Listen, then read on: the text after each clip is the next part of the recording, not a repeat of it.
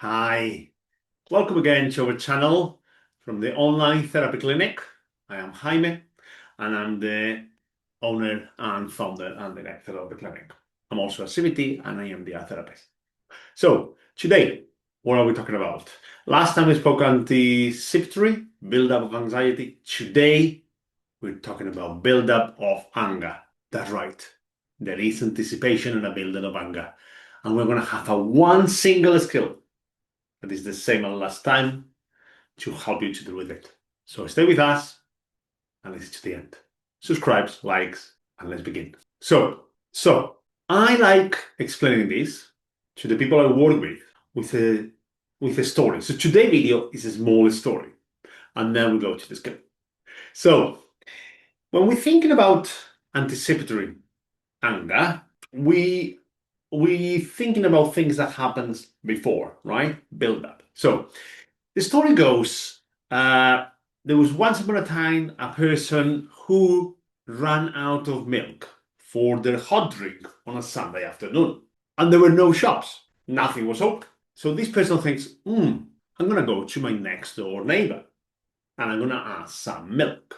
And there he goes, opens the door of the house, steps out and thinks, maybe the neighbor is going to think, what an unorganized person, never buys milk. Like, can't this neighbor always judging me negatively? And as I keep walking down the stairs, I'm gonna walk out to the door, knock the door, and I'm gonna be starting hearing when as soon as I open the door, he's gonna know by my face that I've forgotten something. And he's just going to be thinking, what a dog. How are you running out of milk?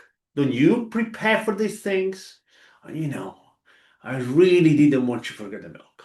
So the more the person walks and walks and walks, the more the story gets building and building and building. Knocks the door, the neighbor comes out with a smile. Hi, how are you doing? Well, I'm doing very well, and I'm not taking any of your apologies for the word. And it just storms away. And that is anticipatory anger. So what happens is that our mind starts working on previous experience with the neighbor, with our life, previous experiences we have been judged negatively because we have forgotten something. And it starts building and building and building and building. And then we get to the point, we get to the situation that we are building angrily to. And whether the situation is going to make us angry or whether the situation won't make us angry, we already in that sense of anger. So how that works in a CBT? If you're thinking, a build-up begins to develop thoughts, what the other people are going to think, what thoughts about myself, thought about the world. It does start building physical sensations. So those physical symptoms that we notice, that body telling us that we are angry, right? And the emotions of anger, frustration, could be with us, it could be them, it could be anything, society. So it's building. And when we do, and what we're doing is our internal talk is creating a loop that increases our anger. So how do we stop that happening? So we're going to go that single skill. So let me share my screen with you. So as I say, always, please forgive me, my handwriting, not the best. So what it happens is we have this build-up of anger, often, not always. This example is often from an innocuous, like a neutral situation, right? So what it happens is that our emotions go up, so anger goes up, the physical symptoms of it, our thoughts, and that's where the skills comes up. And we like acronyms. And we like acronyms in many professions, in many areas, because they are easy to remember. So we have looked at this before. It's really, really, really helpful for many build-up emotions. So stop, S-T-O-P, stop. So the P is come about. We want to stop. And I invite people to do this as they want. Don't let anyone tell you how to stop.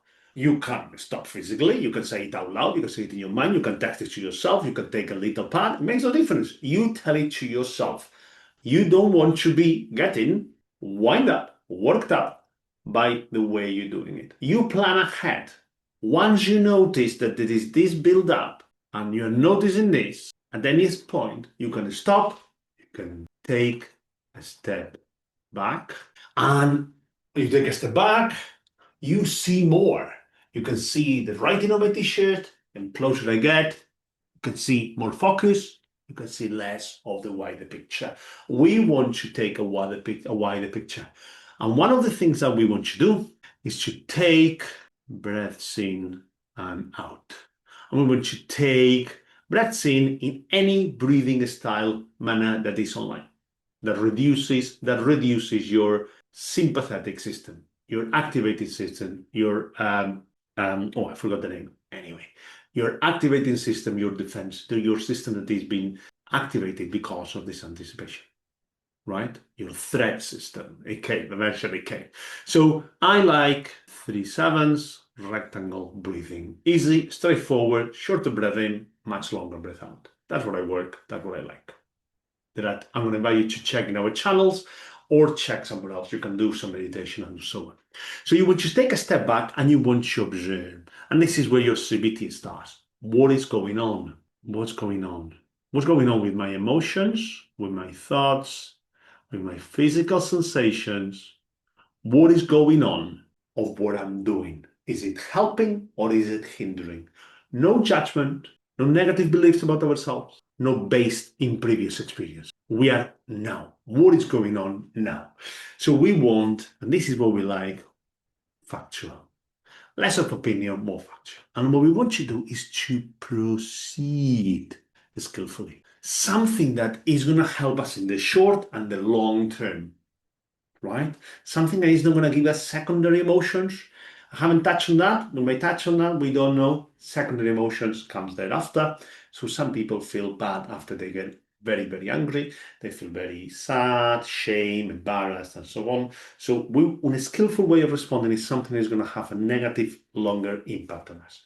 And then we proceed. We want to name what is going on. So I'm anticipating anxiety. I'm building up to something. I have a negative belief about myself, and that is what is telling the story that I'm saying now that is getting me angry. We want to validate the fact that we had difficult upbringing, we had different experience that is making us feel and think about the same. We want to validate that. We want to name what is happening. And most important, we want kindness and compassion. So self-kind, self-compassion. And that is the single skill that we use in DBT, CBT, the STOP, stop. Perfectly normal, perfectly valid.